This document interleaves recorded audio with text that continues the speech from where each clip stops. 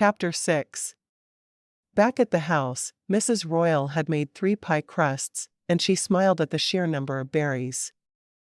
"I'm going to have to send you 2 out there again. You're good at berry picking." Cassandra smiled. "I love berry picking. My neighbors used to pick apples, climb trees, and throw apples at me while I was picking them though. It feels so much easier doing them without having someone use me for target practice." Cameron shook his head. Where were their parents through all this? They both worked usually. Elizabeth and her older sister, Susan, were the ones in charge of them, but they were impossible to control. Cassandra shrugged. The teachers couldn't control them either. "I think that's why I liked them so much." "Does anyone ever call you Cassie?" he asked. She shook her head. "No one ever has. I think I'm going to start calling you Sassy Cassie. It fits you so well." She laughed, not missing Mrs. Royal's look of excitement that they were getting along. "Do you mind if I go upstairs and get my Sunday dress so I can press it?" "You're not a servant here, Cassandra," Mrs. Royal said. "You go get your pretty dress, and press it, and I'll make these pies." "Shouldn't I be helping?" "No, you picked the berries. Go. Think of all the men you'll meet." Mrs. Royal cast a sly glance at her son, who scowled. As soon as Cassandra had disappeared up the stairs, Cameron told his mother what Cassandra had said. "That company you hired to send me a bride? They investigated me." Mrs. Royal turned white, putting down the berries she was mixing with sugar. "What? Do you know what they discovered?" He shook his head. "No, but I seem to have passed their check, because they sent her out here to marry me, and she is friends with the owner of the company." "They didn't tell her anything negative about you?" "Not that I know of, and I think she would have said something." He took a deep breath. "Maybe we covered our tracks better than we thought." "I certainly hope so." She picked up the berries and resumed stirring. "I don't want you to get into any kind of trouble simply because I want some grandbabies. We're okay right now.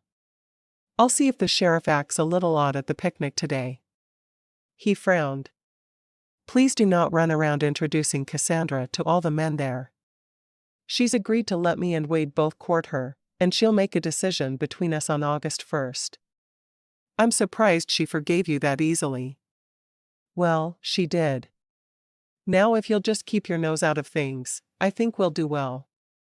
"If I'd kept my nose out of things, she wouldn't be here in the first place," she said. "But I'll try." "Are you worried about Wade as a competitor for her hand?" He shrugged.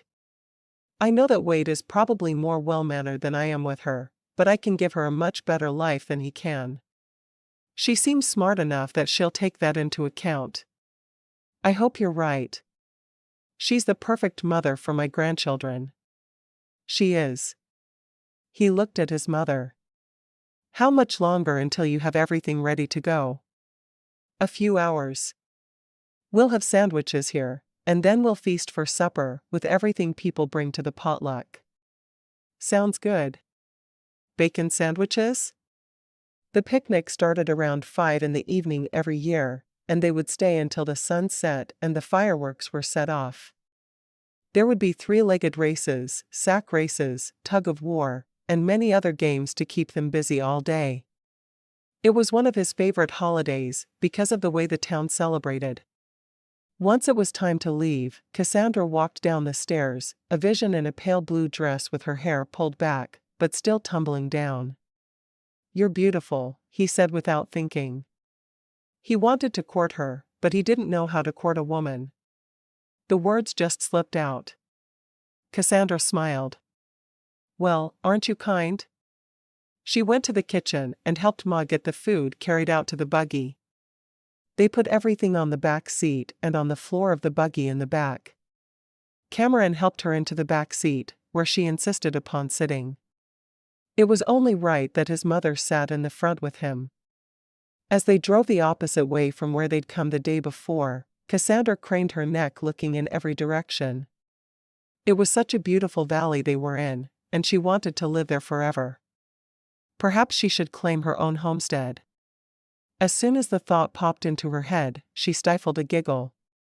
She could just imagine how Cameron would react if she decided to marry neither of the men and start her own farm instead. When they got to the church, he helped his mother down first, and then Cassandra. Together, the two women carried the food to the table that had been set out for that purpose. Several men approached, hats in hand, to meet Cassandra, but Cameron was quick to take her arm, glaring at the men until they backed away. "You can't do that every time a man walks toward me," she said. "Only until you're 9 months pregnant with our first child and no men care to approach," he agreed. She blushed, shaking her head. "For a man who didn't even want to look at me yesterday, you certainly do seem smitten today. All the men are smitten with you. You're new and you're beautiful. In a land where there are more men than women, that's just how it's going to be." He offered her his arm and they walked away from the table. When Wade came toward her, he stopped a few yards away with a frown. "I thought." It was everything Cameron could do to be honest with his friend and let him know what the arrangement was. "We're both going to court her," he said softly. "On August 1st, she'll choose one of us to marry." Wade looked back and forth between the two of them before nodding. "I hope you'll save me at least one dance." "She's with me today." Cassandra turned toward him. "I'm with your mother today. You may each have one dance if you don't mind having your feet trampled." Cameron couldn't help but grin. She truly was sassy. "All right," he agreed, but he knew he'd be warning Wade off in a bit. She was his that day, whether she'd admit it or not. After lunch, the men and children signed up for different games while the women agreed to cheer different men on. Instead of cheering for one of them, she gave each a ribbon from her hair. In medieval times, a woman would give her favorite man a favor before he jousted. "You're both equal, so you both get a ribbon." Wade smiled, taking the ribbon and tucking it into his pocket, letting one end of it trail out of his pocket. Cameron looked at the ribbon she'd given him and wanted to hide it somewhere, but when Wade acted like it was a huge honor to receive a ribbon, he had to do the same. "Would you tie it around my wrist so everyone can see it?" he asked. The smile on Cassandra's face was reward enough. She looked positively thrilled that he wanted to display it so prominently. So, she carefully tied it to his wrist and smiled. "There you are." "How about a kiss for luck?" he asked. Cassandra blushed. "I don't think so." "But we have kissed," he said softly, so only Wade would hear him. He knew he was playing dirty, but he couldn't stop himself. Wade was his friend, but he planned to spend his life with this woman. "Hush," she said, blushing even harder. The words hit home, and he saw Wade frown. Obviously, they hadn't kissed yet. "Score one for Royal." "What is the first contest?" Cassandra asked, changing the subject. "Sack race," Cameron said.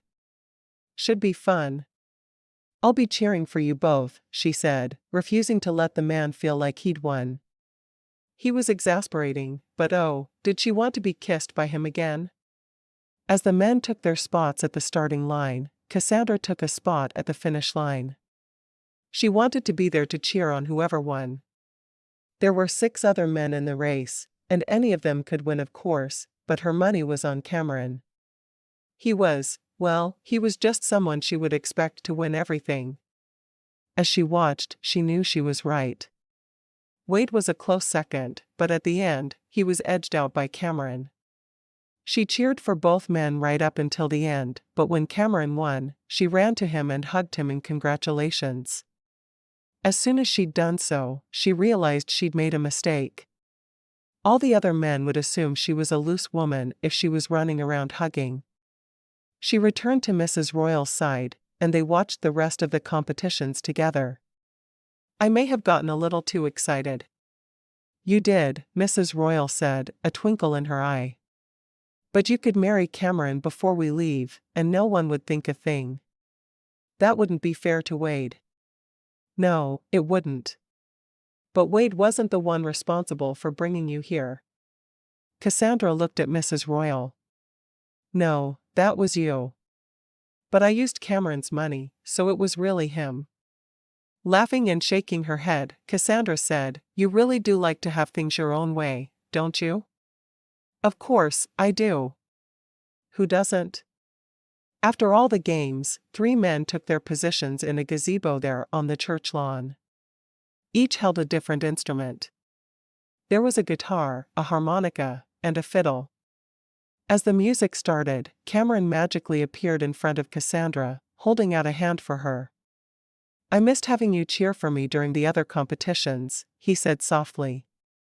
"I think I was a little too enthusiastic the first time, and I didn't want to get a bad reputation." "I suppose you're right. Of course, you could marry me before we leave today, and then no one would think a thing of it." Your mother said the exact same thing. It was odd how much the two of them seemed to think alike. Cassandra went into Cameron's arms, and she trampled his feet like she was a herd of buffalo, and he was a patch of grass. As they danced, he didn't talk much, because he was afraid it would be detrimental to his well-being.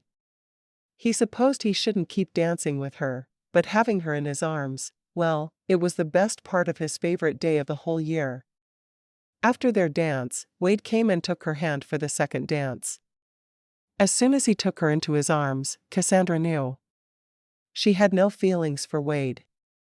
When he touched her, her stomach didn't feel as if there was a tornado inside trying to get out. She didn't feel weak in the knees. Wade made her feel nothing, and Cameron made her feel, well, things an unmarried young lady shouldn't be feeling. She trampled Wade's feet as badly as she had Cameron's, and he only winced twice from the pain she caused. Afterward, she said, "Could we walk? I want to say something." "Yes, of course." Cameron apologized for the way he treated me when we spent time together this morning, and he asked me if he could court me. When I agreed, I was planning to let him court me until the end of the month, but I realized when you held me that I don't feel the same way for both of you. Wade sighed. "You have feelings for him and not for me." "I'm so sorry. I would rather have feelings for you because you're kinder. But I can't change the way I feel." "No, I don't suppose you can." "Will you marry him?" She nodded. "I will. I'll probably go tell him now. But I still want to teach you to read if you'll let me." He looked reluctant for a moment, but then he said, "I'd like that a lot. Especially since it will probably annoy Cameron." She laughed. "That's the spirit. I wish things were different, but I'm glad you told me as soon as you realized." "So am I. I could never lead you on and make you feel like you have a chance when you don't. Let's go back. I'll be there after supper tomorrow for my reading lesson." "I'd like that." Cassandra really did like the idea of teaching him to read. She liked the idea of making a difference, and it felt like teaching even one person to read might touch many lives. If he could read, then he could read to his future children and teach them. So many worlds opened up when you could read. When they got back to the others, Cassandra spotted a crate just behind Cameron. "Oh, there are kittens." She hurried over and picked one of them up, choosing the tortoise shell over the others, and rubbing its cheek with her own before snuggling it under her chin. Turning, she looked at Mrs. Royal. "I've always wanted a kitten, but they made my mother sneeze." Mrs. Royal smiled. "I adore kittens as well. The only person I know who doesn't like them is my grumpy son." Cassandra sighed. "I won't ask for one. It's nice to just be able to cuddle with one for a moment." Cameron shook his head, walking to the man behind her. "How much for the kittens?" $10, the man said. "That's highway robbery. You can't expect me to pay that. There aren't a lot of cats around here, and people need good mousers." "You don't want it, then I'm sure someone else will. I've been here for 10 minutes and already sold the first 2. Cameron groaned, but he pulled out some money, and handed it to the other man. "Happy now?" he asked Cassandra. Her face gave him the answer he was looking for. She was thrilled. "Yes. So happy. Maybe it'll help my chances." Cassandra stroked the kitten with one finger. "Is it a boy or girl?" He took the kitten and turned it over. "It's a girl. I'm calling her Minerva then. Minnie for short." She snuggled the kitten once more and then looked at him. "I just told Wade he no longer has a chance. I've chosen you." He stood and stared at her for a moment. "You told him that before I bought you the kitten?" She nodded. "Yes, but isn't it a wonderful wedding gift?" He groaned. "I'm sure it is." Chapter 7. Mrs. Royal clapped in excitement. There was no doubt it was what she had been hoping for all along. "Then you'll have to call me Ma," she said to Cassandra. "Yes, I guess I will." Cassandra smiled and hugged the older woman. The time since she'd gotten off the train had been very emotional for her, but it seemed to all be settling down. Cameron grabbed her arm. "Where's the pastor?" "We're getting hitched before she changes her mind again." "You changed my mind for me," she reminded him. "Don't care." Finding the pastor. Wade pointed in the direction of the church building, and he pulled her in that direction. "You coming, Ma?" Mrs. Royal hurried behind them. "Sure am." Wade hurried behind Mrs. Royal. "You're not leaving me out," he called. Cameron sighed. "I don't care who watches as long as this woman is tied to me before we go home tonight." "What a way to treat the woman you're about to marry," Cassandra protested. "I thought you were going to try to be romantic." She still clutched the tiny kitten beneath her chin.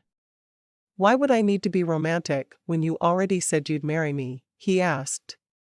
"Cameron," his mother said from behind them. "I've taught you better than that." "I guess." He sighed. "Won't you go before the pastor with me so we can vow to love one another forever?" Cassandra couldn't help but laugh.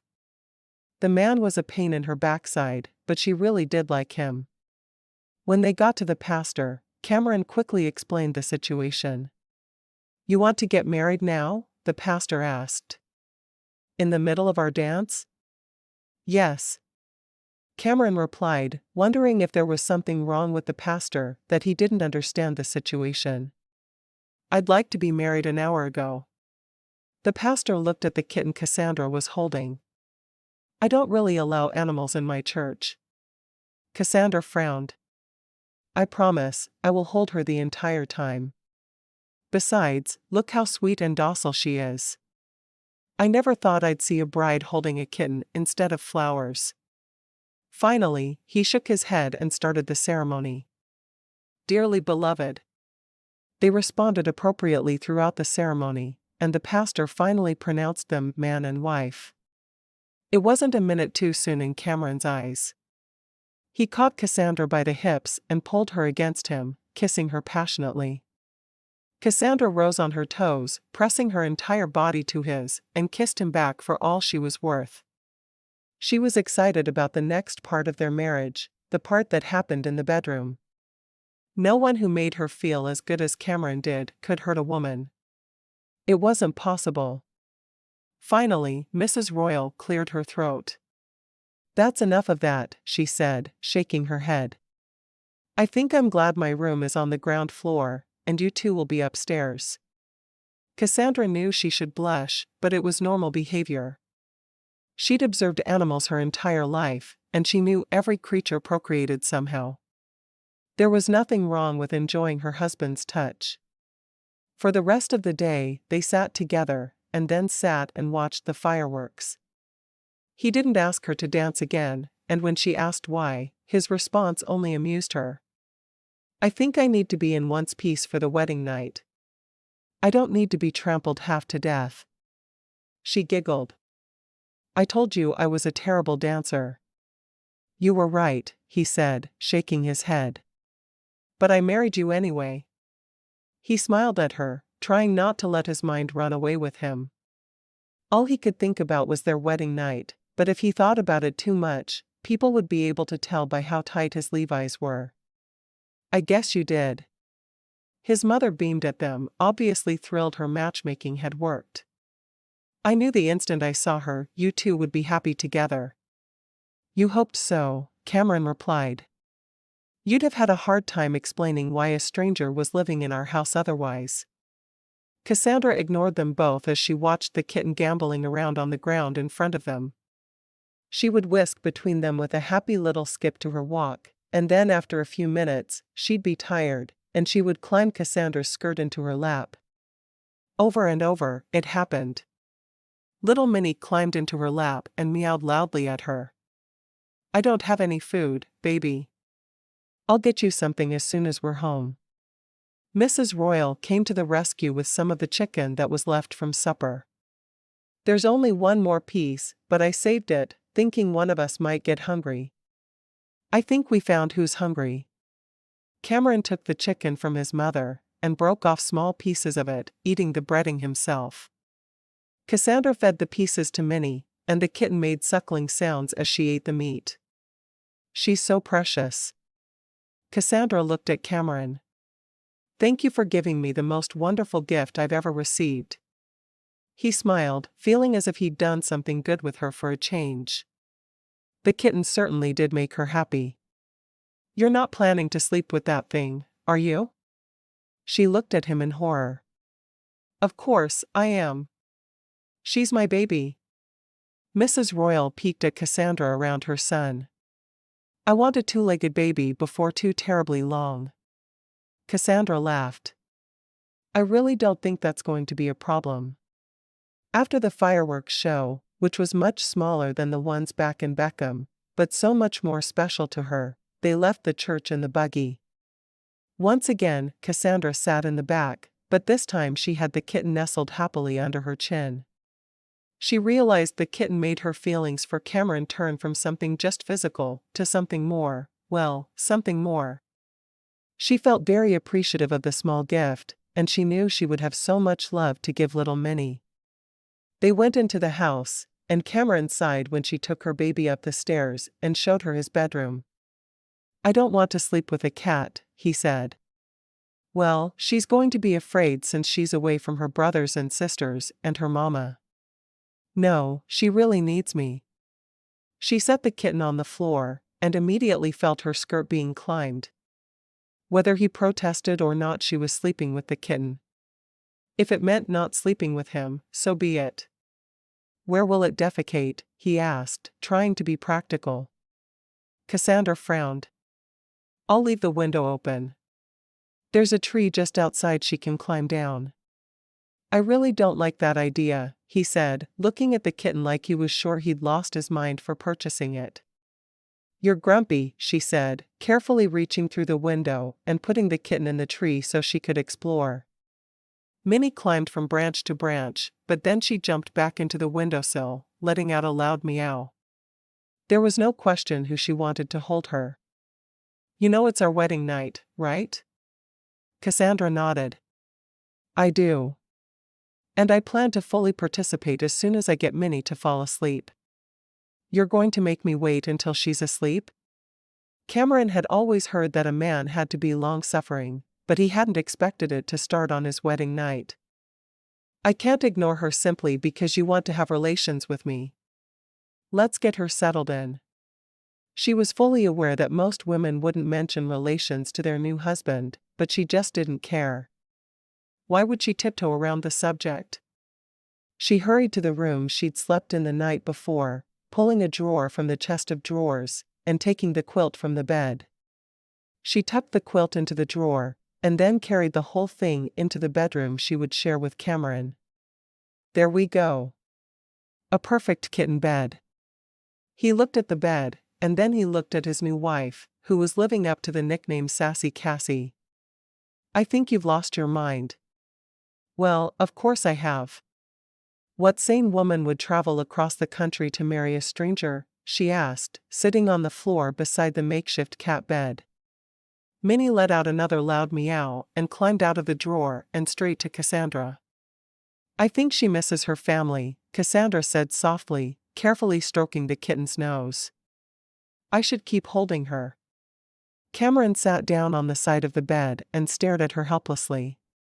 He was glad she was so happy with the kitten, but he wanted a wedding night. How long do you think it'll take for her to fall asleep? She shrugged. Not long. Remember how much she'd play and then sleep at the fireworks? I'm certain she'll do the same here.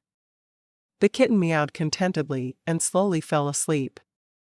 As soon as Cassandra was certain she was asleep, she put the kitten into the bed she'd made for her.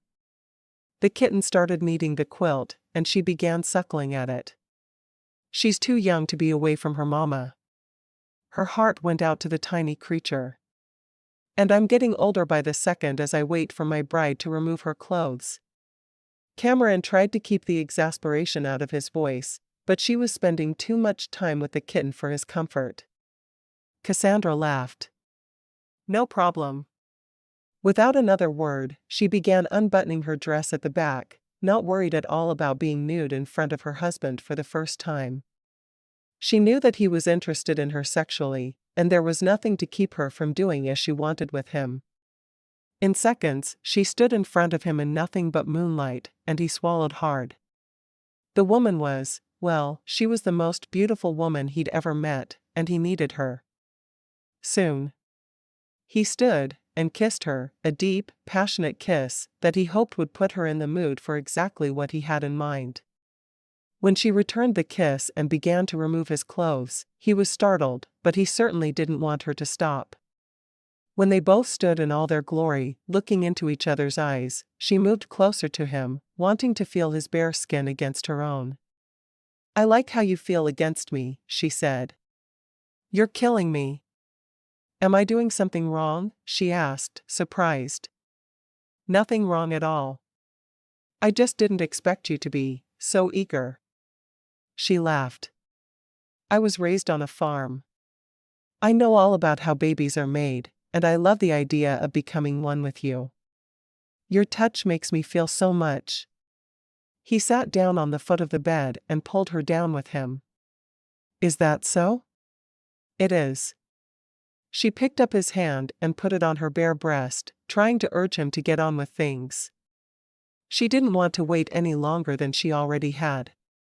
He kissed her again, stretching out on the bed and pulling her to lie beside him. Within moments, they were engaged in the dance of life, and her eyes were lit up with the pleasure he brought with each stroke inside her. As soon as she gasped in pleasure, he started moving faster, finally reaching the pinnacle himself. Then he rolled to his side and pillowed her head on his shoulder. She was still out of breath as she pressed a kiss to his shoulder. I knew you'd make me feel good as soon as you kissed me. Is that so? He asked, grinning at her.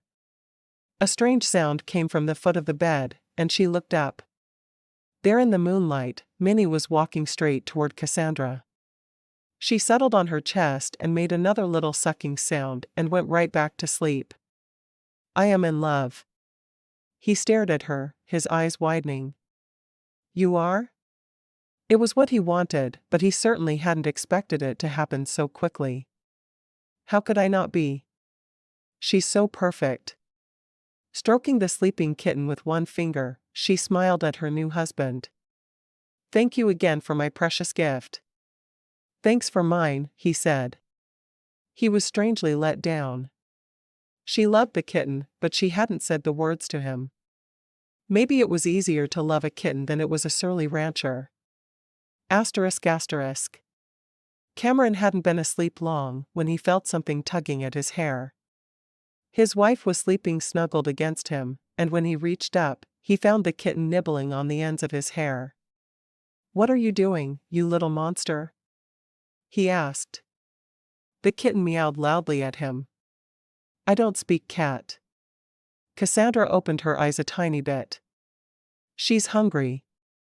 Any raw meat would make her happy, but I might start cooking for her tomorrow. He groaned. I'm not sure I'm ready for you to have a cat.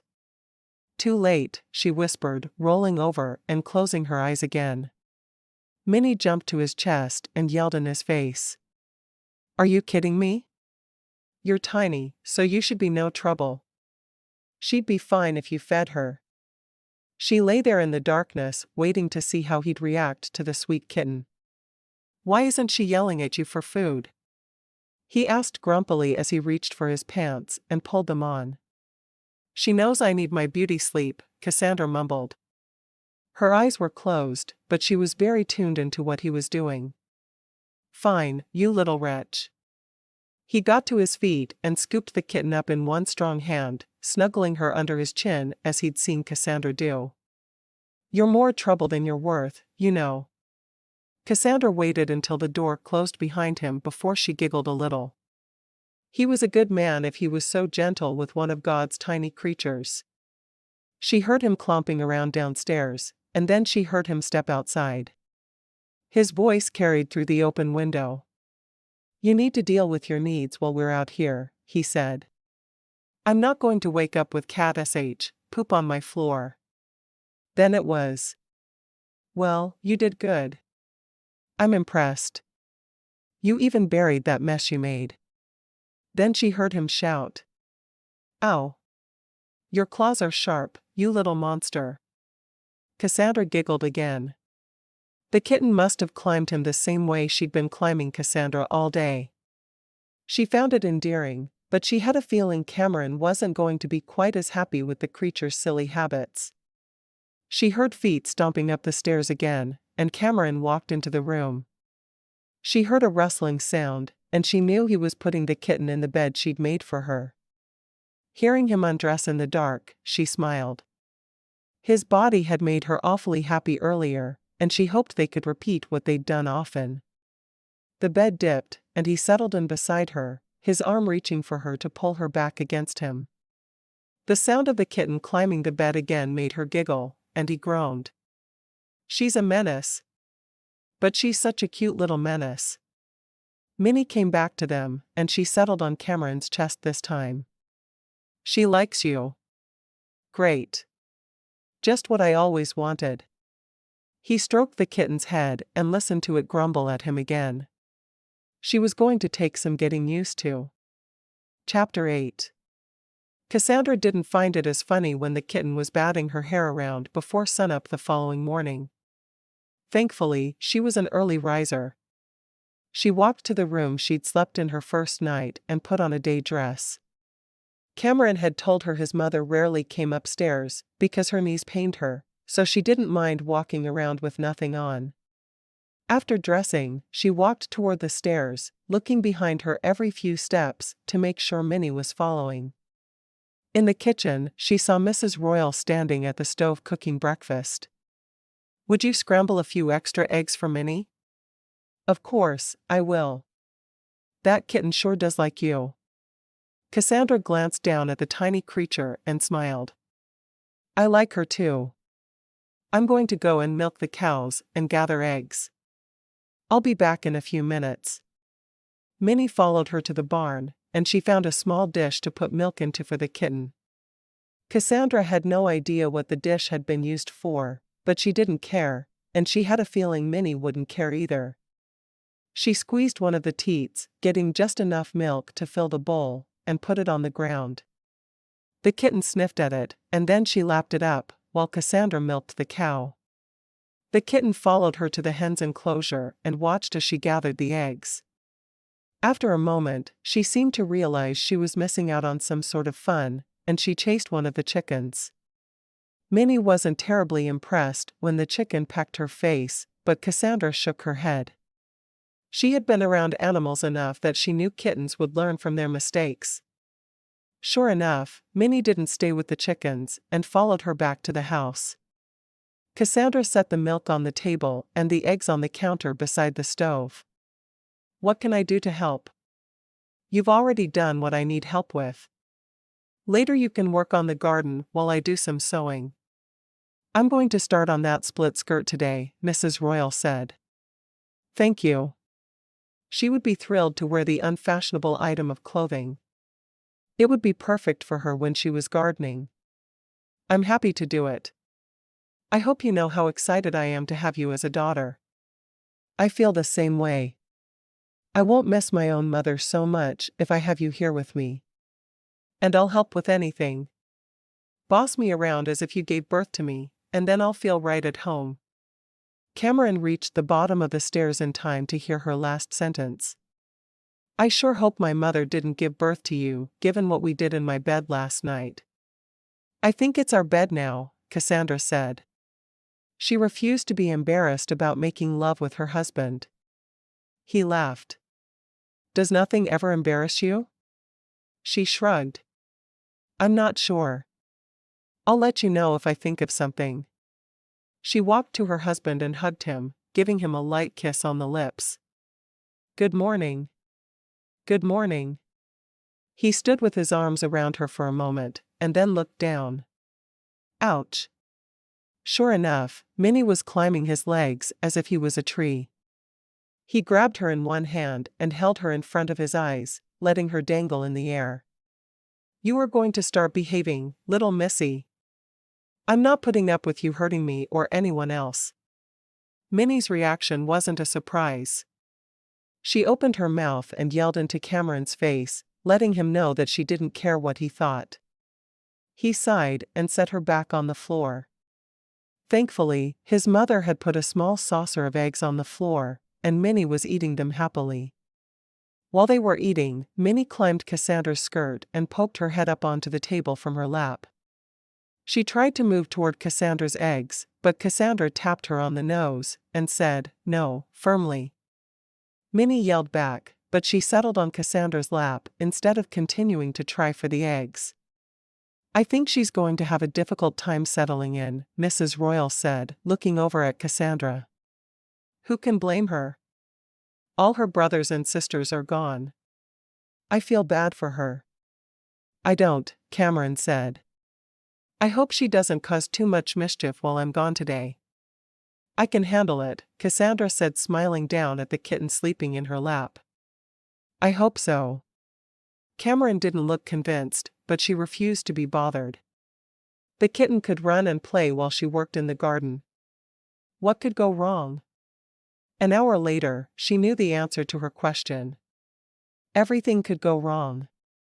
The kitten decided that the garden was the perfect place to take care of business, and she was constantly going just a little, and then burying it in the garden. She attacked the leaves of the carrots that were sticking up out of the ground, and then she dug a carrot up. Minnie, you stop that this instant. Minnie yelled at her in return.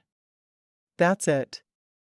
I'm calling you Minnie Mouth, because you are the mouthiest cat I ever did see.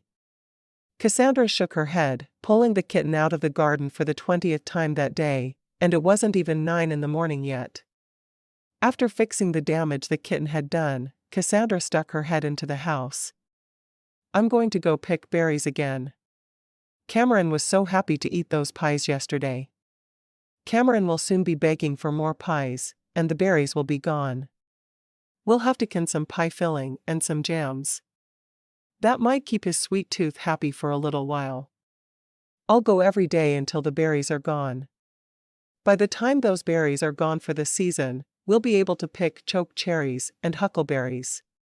He doesn't care what I feed him as long as there's sugar involved. Cassandra smiled. Then I'm off to make my husband happy with sweets. As she started for the berry patch, the kitten followed along behind her. The poor baby was getting sleepy, so Cassandra picked her up and tucked her into her apron pocket. There was no better place for the kitten. While she was picking berries, the kitten climbed out of her pocket and dropped to the ground, running in circles and chasing anything that moved, which seemed to be mainly crickets. Cassandra was highly entertained while she worked, loving the way the kitten played and played. Once the basket was full, she put the kitten back in her pocket for the walk back to the house. The little critter had worn herself out and was sleeping on a patch of grass. She was certainly a handful. Back at the house, she gave her mother-in-law the basket of berries and got herself some water. I should have had a full glass before I left for the berries. Now I'm really thirsty, she said. Of course, she was also really happy. She had a kitten, she was working outdoors, and her husband made her body sing. What else could a woman want from life? Can I help you make the noon meal?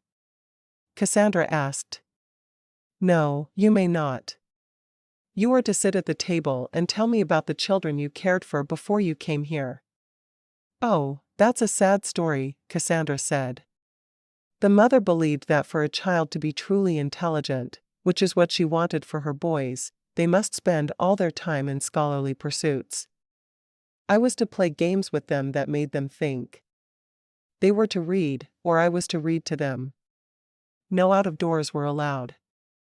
I have no idea why she was that way, but the boys were miserable. Did you ever ask her why? Of course, I did. She said she wanted her boys to grow up to be lawyers like their father, and she knew they would need to spend a great deal of time studying to be capable of such a profession. Their father begged her to let them play with other children, but the answer was always no. I even taught them. They weren't allowed to go to a school with other children, because then their mother wouldn't be in complete control of every minute of their days. It was sad. Mrs. Royal shook her head. So, the boys were never allowed to play outside at all? No. I was their nursemaid, but also their governess. I worked with both boys from the time they were born. They were both reading at 3, which is amazing, but think of all the hours they weren't making mud pies to make that happen. So hard. The kitten jumped up on the table and yelled in Cassandra's face once again. Are you hungry again? How on earth do you know what that means? Cassandra shrugged. I'm really not sure, but I know she's hungry. Would you mind if I made her a couple of eggs? Or is there any bacon left from breakfast?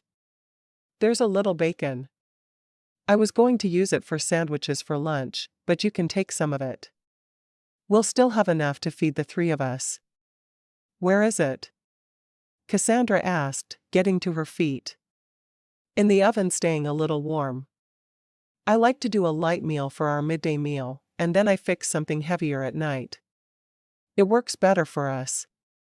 Cameron hates to spend a long time eating while he's in the middle of his workday. I understand. My father was the same way. He liked to have a big breakfast, a small noon meal, and then a large supper. He said it worked better for him. It sounds like you're close to your father. Cassandra nodded. As the oldest, I'd follow him around helping him plant and harvest. I spent more time on my hands and knees pulling weeds than I did doing anything else in the summers. Then when my younger brother was old enough, I had to stay at home and help my mother. But she found me difficult, so she'd send me outside to work on her garden. It worked well for both of us. Why did she find you difficult? Cassandra set the bacon into the same bowl the kitten had used for her eggs that morning. As soon as Minnie saw it, she hurried to the food and ate noisily, gobbling it quickly. Because I wanted to be outside and not inside sewing or cooking. I never cared to learn those things. I mean, I can sew a straight seam, but I hate it. I can cook a meal, but I'd rather grow the food to make that meal. And you made your feelings known, I suppose. Always. So, she'd send me outside to get me to be quiet. It worked well for both of us. Mrs. Royal sliced the fresh bread she'd made while Cassandra was out working on the garden and picking berries. Cameron will be home any minute for his noon meal. I hope you're ready to watch food disappear quickly. I am. I suppose he takes more time with his supper. He really does. Wade will be over shortly after supper tonight for his first reading lesson, Cassandra said. He's really excited to learn to read. Mrs. Royal frowned at Cassandra. Does Cameron know? Yes, I told him that first night I was here. But now you're married. I chose Cameron over Wade. Why could Cameron worry if I spend time with Wade now? It makes no sense. I'm sure it will be fine. I'm not so sure. I'll tell him as soon as he walks in the door, so it won't be an unpleasant surprise. Tell me what? Cameron asked, hanging his hat on the hook beside the door. Cassandra smiled at her husband and walked to him to kiss him in greeting. He seemed surprised, but he didn't complain. "What are you going to tell me?" "Wade is coming over tonight for a reading lesson. I know I told you and your mother about it on Wednesday night when I arrived, but she seems to think that since we're married, you won't like it." Watching her husband's face for a reaction, she bit her lip, worried she'd made a mistake. Cameron shrugged. "That's fine.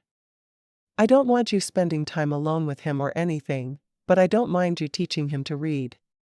Mrs. Royal smiled a bit. "You aren't like your father at all." "I never was." Cassandra looked between the two of them. "Did your father die?" Cameron gave one curt nod and took his place at the head of the table. "He did. A long time ago." "What happened?" "We don't talk about that man in my home." Cameron's voice was harsh, and Cassandra couldn't imagine what she'd done to deserve that tone of voice. "I'm sorry. I won't bring him up again." But she would. As soon as Cameron was gone after the meal, she'd ask his mother. He shouldn't be keeping secrets from his wife anyway. Minnie went to Cameron and stood looking at him before she wove in and out of his legs. He reached down and scratched her ears, and she looked very content. "I hope you were good this morning."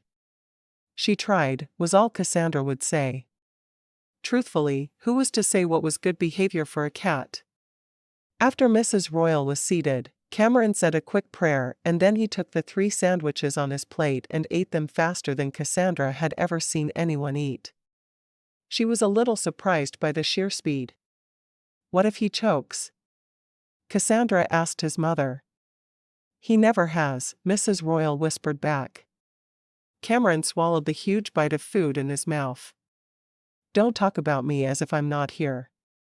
"Sorry," Cassandra said, but she wasn't.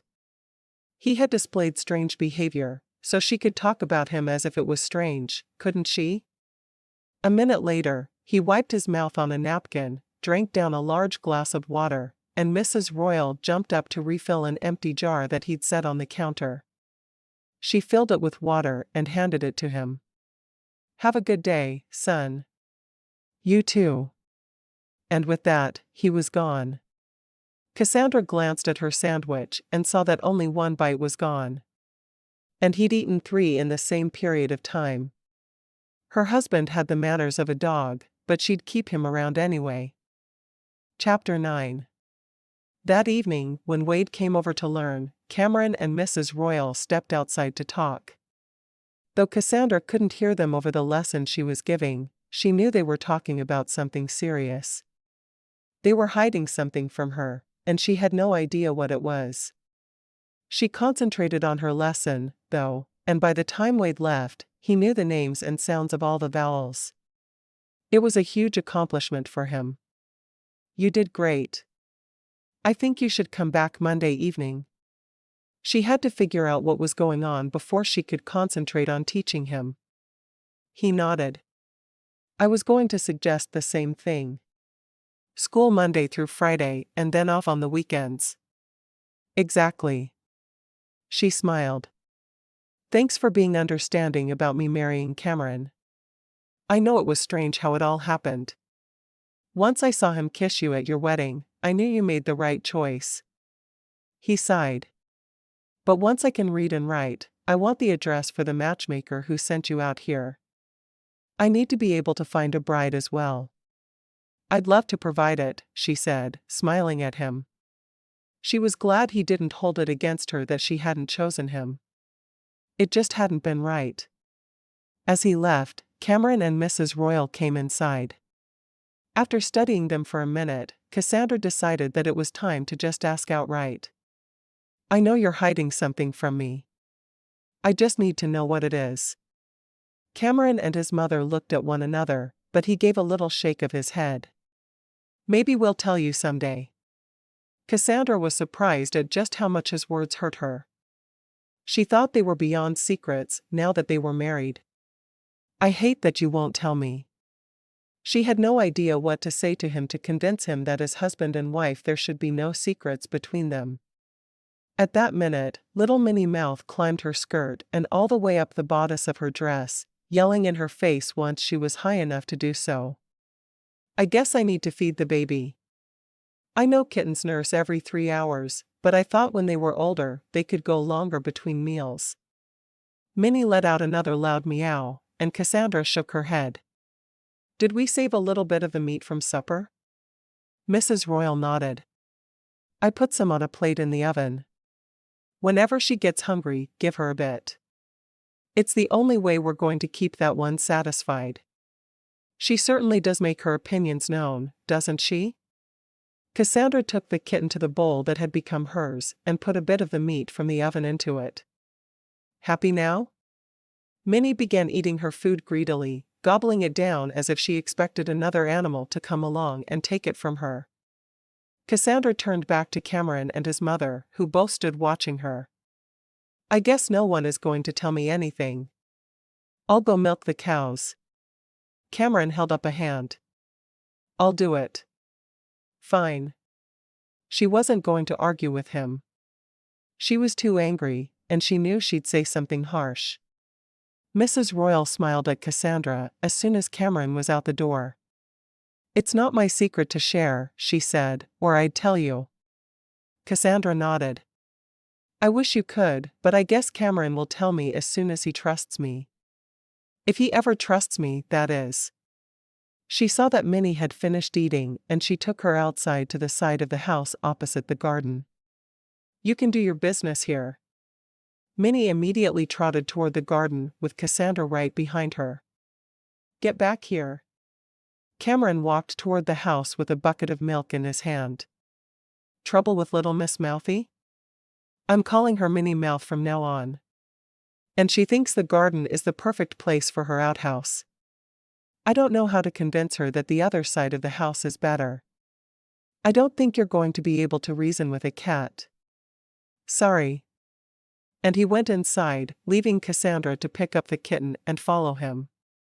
Minnie climbed her as she walked inside, settling herself on Cassandra's chest. Frowning down at the kitten, she finally said, "Is that the most comfortable place you can find?" "She does love you," Cameron told her. "I guess she does." She wanted to add, "Someone needs to," but she didn't dare. "I'm heading to bed," Mrs. Royal said. "Good night." "Good night, Mrs. Royal. I thought you were going to call me Ma now that you're married." "How can I do that when you're keeping a big secret from me?" "No, I'll have to keep calling you Mrs. Royal." A frown was her only response as the older woman went into her room and shut the door. Cameron frowned at Cassandra. "I really don't feel right telling you yet." "Soon." "How soon?" Cassandra asked. "We're married. It's not like I'm going to run off screaming all your secrets. I enjoy what we do together too much to tell anyone anything." He shook his head. "Soon. As soon as he knew she loved him, then he would tell her what she wanted to know. He couldn't keep it inside too much longer anyway. He hated to keep secrets from her." At that moment, watching her look at him sadly, he realized he'd already fallen in love. He'd known the woman just over 48 hours, and he loved her. It didn't seem possible. "Is that rotten little thing sleeping with us again?" he asked.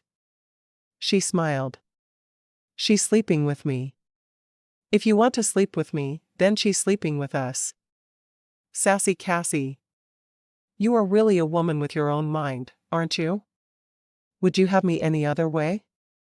Oh, he'd have her however she wanted to come to him. If he had her by his side, he felt like a new man. It was as if none of the nastiness that had plagued him since his father's death was there anymore. Instead, she filled his heart with gladness. "Let's go to bed." He took the kitten from her and placed her on his shoulder. Minnie looked everywhere, seeming excited to be up so high and to see so many new things. She rode on his shoulder all the way up the stairs and into their bedroom, and then he put her in the kitten bed. Minnie jumped out and climbed onto the bed, watching them to see what they'd do next. Cassandra didn't mind, and she immediately started stripping. Cameron groaned. "Why is the kitten watching me undress?" "Well, you look pretty amazing with no clothes on." "I'm sure she loves looking at you just like I do." "You're not supposed to tell me that." "Oh? Who made that rule?" "I figured that I could say whatever I wanted as long as we both enjoy being together." "Is that not true?" He chuckled. "I suppose it is. You're so reasonable. It comes from being a part of such a big family. I think we should have at least a dozen kids." "I'm not so sure." "What if I'm a terrible father?" he asked, thinking of his own father. "Then I'll be the best mother alive to balance you out." "How could I be anything else? Besides, you're going to be a good father. Look how good you are with little Minnie Mouth." "Minnie Mouth really does suit her?" he asked. "She's always so mouthy. Talking back and all. Nothing else would fit her half as well." He chuckled. "I think you're right." He looked back at the kitten. "What are we going to do with her?" "I'm not ready to sleep." She smiled. "I know what you're thinking about. Maybe I can get her to sleep in her little bed for long enough for us to do what we want to do." "You think?" he asked. She picked Minnie up and stroked her head, talking softly to her. The kitten was out within a couple of minutes. After putting her in her bed, Cassandra looked at Cameron, who was already undressed and very obviously ready for her. "What would you have done if I couldn't get her to sleep?" she asked. He reached for her, his hands going to the buttons on the back of her dress. "I guess I'd have learned to make love to my wife with a kitten watching." Cassandra giggled. She was so happy she was married to Cameron, but she was also happy to have Minnie in her life. What could go wrong? Asterisk. Every day for the rest of the month, Cassandra waited for Cameron to tell her what he was hiding, and every day she worried a little more. She couldn't understand why he couldn't trust her with his secrets when he trusted her with his body. It didn't make sense to her at all. Minnie was growing like a weed, and Cassandra got a great deal of joy out of the kitten, but Mrs. Royal was fed up with the kitten playing with her yarn when she wanted to knit. The split skirt was finished, and Cassandra wore it whenever she was working in the garden or out picking berries. She discovered she enjoyed huckleberries and choke cherries just as much as blackberries and raspberries. And there were apple trees that would be ready in September. It was good to have all the fresh fruits, and she helped her mother-in-law can jars of jam and pie filling. "I don't think I've ever been able to get this many berries before. I just don't have the energy or the patience to spend that much time out in the sun picking berries. And I was born for it," Cassandra said with a smile. "Soon the garden will be ready, and I'll harvest, and we'll do even more canning." "Have I mentioned yet how much I hate canning?" She knew she'd mentioned it at least 36 times over the course of time she'd been there, but she felt the need to mention it again. "How are the reading lessons coming?" "Oh, wonderfully. Wade's writing his name and other small words now. I brought one of the primers I used to teach George and Michael how to read, and Wade's able to read many of the stories in it already. I do think he's almost ready to continue on his own without me. I had no idea how sharp he was or how quickly he'd learn. I think his goal is to learn to write well enough that he can write a letter to send away for a bride." Mrs. Royal laughed. "I think you're probably right. He likes the idea of sending for a bride of his own. I think he knows that you and Cameron belong together though." "I wish I could be certain." Cassandra regretted the words as soon as they escaped her lips. "The secret still bothers you?" "Yes, it really does. I don't know what you two are hiding from me, and I feel like without knowing, I can never truly be a part of this family." Mrs. Royal nodded, but she looked sad. "I can't tell you. I wish I could. Perhaps you should bring it up to Cameron again." "Maybe." Cassandra really wasn't certain she wanted to bring it up again. Every time she tried, he changed the subject or said he'd tell her soon. When was soon going to happen? Trust him. I'm trying. Cassandra picked up Minnie, who was weaving between her legs, trying to get some attention, and stroked her little head. I hate how fast she's growing up. All children are like that. One day they're in diapers, and then next, they want to run wild in the streets with their little heathen friends. Oh my. You have feelings about that, don't you? Go and pick me some more huckleberries. It takes so many to make a pie. I like to mix them with strawberries so that I don't have to have as many, but the strawberries weren't good this year. That's sad. I think I saw a cherry tree on the other side of the path. Would anyone mind if I went and got the rest of the cherries off those trees? Mrs. Royal shook her head. No, that's our land, and Cameron loves his cherry pies. Then I'll take the basket and a bucket. Cherries will do better than huckleberries in the basket. Cassandra nodded. I'm on my way. Hopefully, we'll have lots when I get back. She looked down at Minnie. Are you coming with me, or are you staying here? Minnie tilted her head to one side as if she was considering the question, but when Cassandra opened the door, the kitten ran out ahead of her. She's coming with me. Mrs. Royal laughed. You two really do speak to one another, don't you? Hurrying along with the basket and the bucket, Minnie walked alongside her, and sometimes in front of her. For a minute or two it felt like the kitten was doing everything she could to kill Cassandra. Do you want to ride in my apron again? You're getting much too big for that. Minnie let out a loud meow that Cassandra was certain was a scolding. All right. You're as tiny as the first time I held you.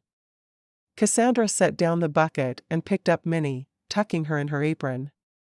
Why the kitten was so happy riding there, Cassandra would never know.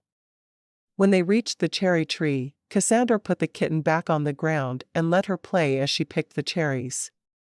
There were so many, and they all seemed perfectly ripe.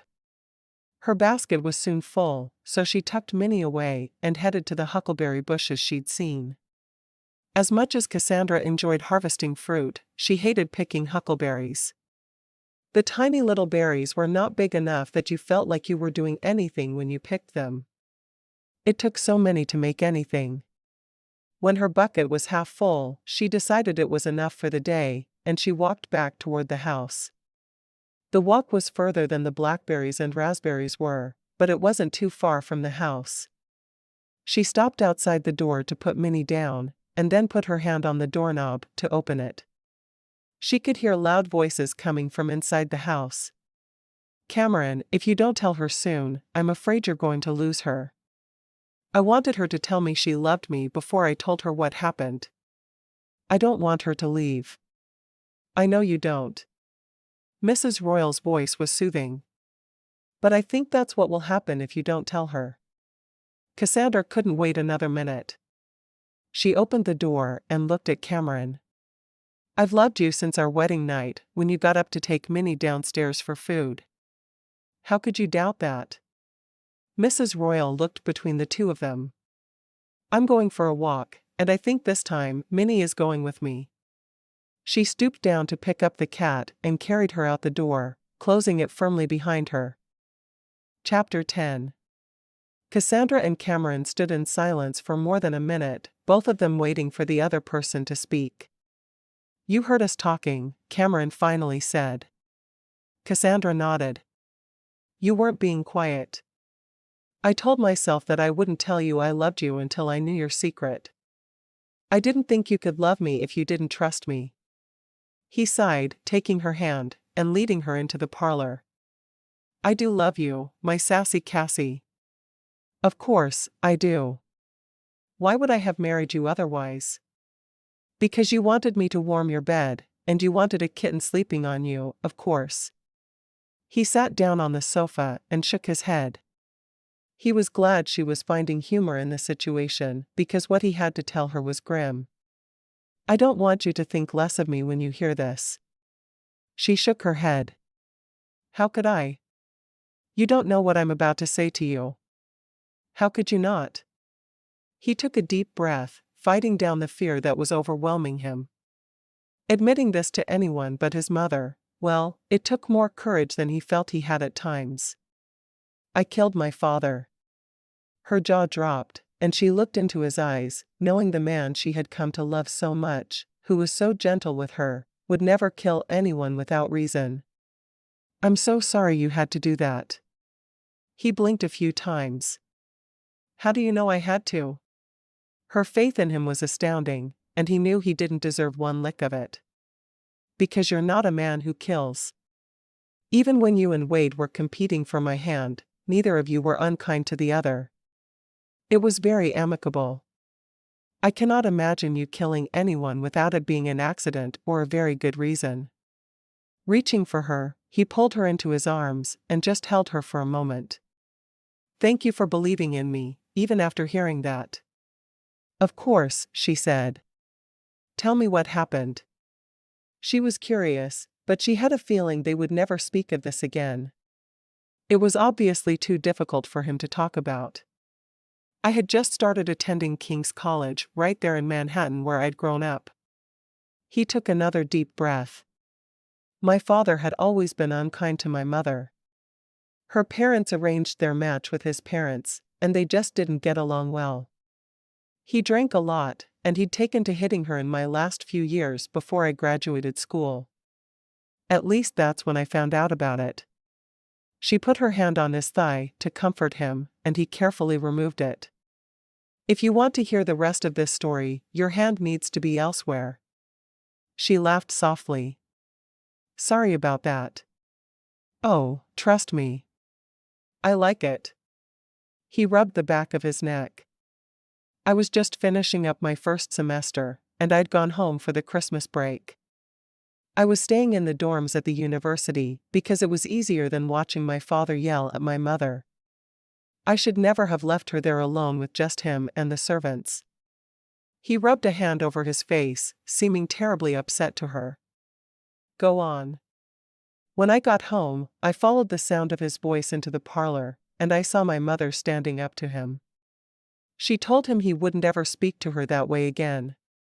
Already, her face was covered in bruises, like she'd been beaten to within an inch of her life in the days before. He closed his eyes. I was young, and my temper ran high, especially when it came to someone mistreating my mother. I reached for a poker on the fireplace, and I raised it. I thought he'd back away, but he didn't. Instead, he told me that if I didn't kill him, he would kill her. There was no way he could live with her one more minute. Oh dear. She couldn't imagine how hard that moment was for him. Ma pled with me to drop the poker. She said her life wasn't as important as mine. He just stood there and laughed. I hit him once in the head. I was trying for his shoulder, but he moved at the last second. The poker was so heavy that I couldn't change directions. I wanted to hurt him enough that Ma and I could leave, but I didn't want to kill him. He was my father. Of course, you didn't. Ma and I hurried up the stairs, and we packed everything that was necessary. All her jewelry, which we knew we'd end up selling because we would need money to start over. We went to Oregon City and filed our claims for land. Ma filed for one, and so did I. This was the land we filed for. When I looked at the map the surveyor had in his office, I saw that the name of the river running through the land was Royal River. So, I said our last name was Royal. What was it before? She asked. If it's really important to you, I'll tell you, but I'd honestly rather not say. That man is gone as far as I'm concerned. I'm Cameron Royal, and my legacy starts with me. Cassandra considered it for a moment, but finally she shook her head. I don't need to know what your name was. I just need to know who you are now. You're not angry that I hid this from you? He asked. I wouldn't say you really hid it. I heard you and your mother talking the first day I was here, and you mentioned in the conversation that you weren't really royals. I knew then you had a secret, and it was probably a big one. I knew you had one when I agreed to marry you, and I don't regret it for 1 minute. Is that so? He asked, grinning at her. It is so. I'm not even ashamed of it. She scooted toward him on the sofa and snuggled close. I picked cherries and huckleberries today. Ma said your favorite pie is cherry, so I got a basket full. What have I done in my life to deserve you? He asked softly. You took care of your mother when someone wanted to hurt her. You didn't throw me out in the dirt when I arrived here when you weren't expecting me. And you're the best kisser in the whole nation. He raised an eyebrow at that. And exactly how many men have you kissed that you can make that claim? Oh, only you, but a woman knows these things. He chuckled. Thank you. For what? For understanding and for loving me anyway. You're not going to sneak off in the middle of the night and catch a train back to Massachusetts, are you? No. I couldn't if I wanted to. I quit my job or I got fired. It was kind of unclear as it was happening. And my parents have no room for me. Their house is already full. I suppose I could go back and stay with Elizabeth, but she doesn't need me underfoot. He kissed her softly. I don't know how long Ma will be gone with that kitten, but I would sure love some alone time with my wife that doesn't include a kitten sitting on the end of the bed watching me make love. Cassandra giggled. She only did that once. I felt like she was trying to figure out how these things were done, and we were being studied. It was terrible. She stood up and took his hand. Well, let's go. Before your ma gets home. They raced up the stairs, giggling like silly children. He felt lighter than he'd felt in years when she hadn't hated him for confessing what he'd done. She felt as if the world was wide open now. Happily married and looking forward to the rest of her life, she would never be the girl who had left Massachusetts again. No, she was a married woman now, happier than she'd ever dreamed of being. Cassandra was the first into the bedroom, and she stripped quickly, ready for some alone time without a cat watching as well. She found it creepy when the kitten studied them as they made love, but she knew it was Minnie's way. Slamming the door behind him, Cameron immediately got out of his work clothes and joined his wife on their bed. I love you so much, sassy Cassie. Cassandra smiled. I'm not sassy at all. Have you met Minnie yet? He groaned. We're not talking about that cat while we're in bed. I just can't. She giggled and drew him down for a kiss, their first real kiss since they'd professed their love for one another. I love you right back, Cameron. I hope you don't think anything will ever change between us. Oh, it will when we start having babies. And we still agree on 12, right? I'll argue with you about that later. His kiss made her forget what she wanted to talk about. How could she think of anything but how much she loved this man? Epilogue. It was early spring, and the ground was still covered with snow. Cassandra stood watching out the window for Cameron to return home. Every day, all she could think about was him joining her after work. He was a little later than usual, but that happens sometimes. Especially during calving season. When he came in, there were bloodstains on his shirt. Hard day? She asked. Not as hard as yours. She looked at him curiously. Why would you say that? Well, you're growing a human inside you. I'm only helping cows push their calves out. Growing a little human isn't as difficult as it sounds. My body seems to know exactly what to do. Her pregnancy had been relatively easy so far. Ma called to him, go change your shirt and bring that one down to me. I'll soak it and see if we can get that blood out. Cassandra grinned as Cameron sighed. I was just hoping for a few minutes to talk to my beautiful bride. Well, every minute that stain is setting in harder. Go change and then talk to her. As he climbed the stairs, he deftly stepped over Minnie, who had taken to sleeping on a stair halfway up. At least this time there wasn't a half-eaten mouse carcass on the stair beside her. In their room, he changed and carried the shirt back down to his mother.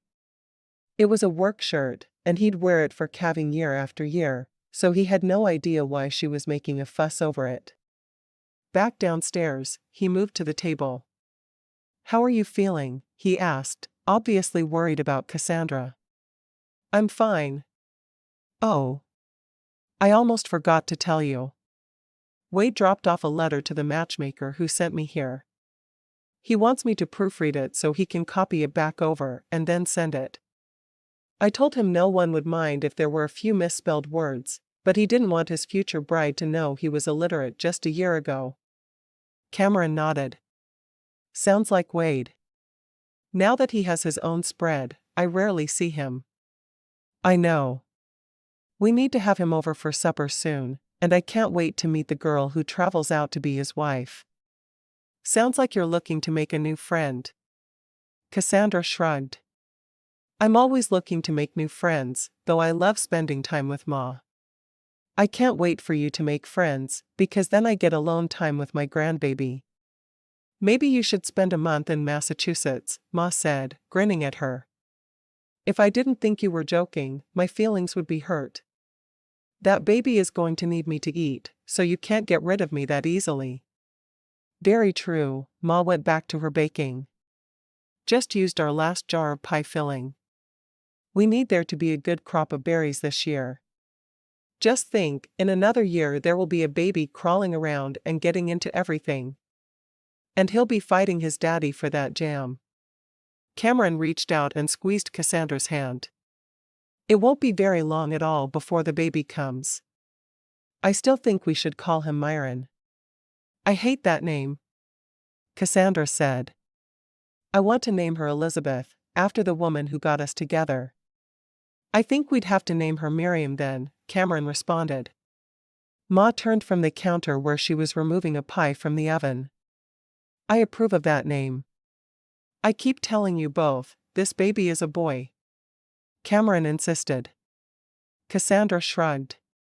"It's a girl, but I won't argue with you about it. You're too pig-headed to agree with reason." "I'm pig-headed?" he asked. Sassy Cassie. "I hope if it is a girl, she turns out exactly like her mother." "You want a sassy daughter?"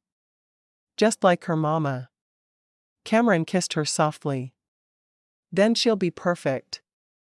Cassandra put her hand on her burgeoning belly. The baby was due in just 3 weeks, and the midwife was certain it was a girl, but she wouldn't tell Cameron that. No need to burst the man's bubble. Time would tell.